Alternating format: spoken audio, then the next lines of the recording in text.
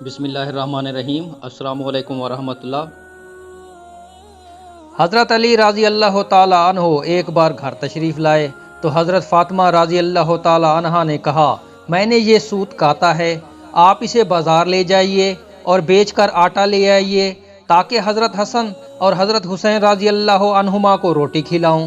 حضرت علی رضی اللہ تعالی عنہ وہ سوت بازار لے گئے اور اسے 6 درہم میں بیچ دیا۔ پھر ان درہموں کا کچھ خریدنا چاہتے تھے کہ ایک سائل نے صدا کی۔ حضرت علی رضی اللہ تعالیٰ عنہ نے وہ درہم اس سائل کو دے دیے۔ تھوڑی دیر کے بعد ایک اعرابی آیا جس کے پاس بڑی فربا ایک اونٹنی تھی۔ وہ بولا، اے علی، یہ اونٹنی خریدو گے؟ فرمایا، پیسے پاس نہیں۔ اعرابی نے فرمایا، ادھار دیتا ہوں۔ یہ کہہ کر اونٹنی کی مہار حضرت علی رضی اللہ تعالیٰ عنہ کے ہاتھ میں دے دی اور خود چلا گیا۔ اتنے میں ایک دوسرا اعرابی نمودار ہوا اور کہا، علی، اونٹنی دیتے ہو؟ فرمایا، لے لو۔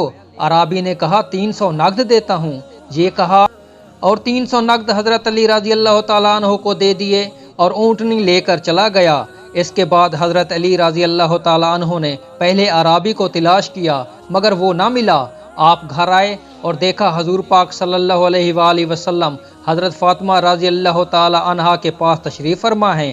حضور صلی اللہ علیہ وآلہ وسلم نے مسکرا کر فرمایا، علی، اونٹنی کا قصہ تم خود سناتے ہو یا میں سناؤں؟ حضرت علی رضی اللہ تعالیٰ عنہ نے عرض کیا، حضور آپ ہی سنائیے۔ آپ صلی اللہ علیہ وآلہ وسلم نے فرمایا، پہلا اعرابی جبرائیل تھا اور دوسرا اعرابی اسرافیل تھا، اور اونٹنی جنت کی وہ اونٹنی تھی جس پر جنت میں میری بیٹی فاطمہ سوار ہوگی۔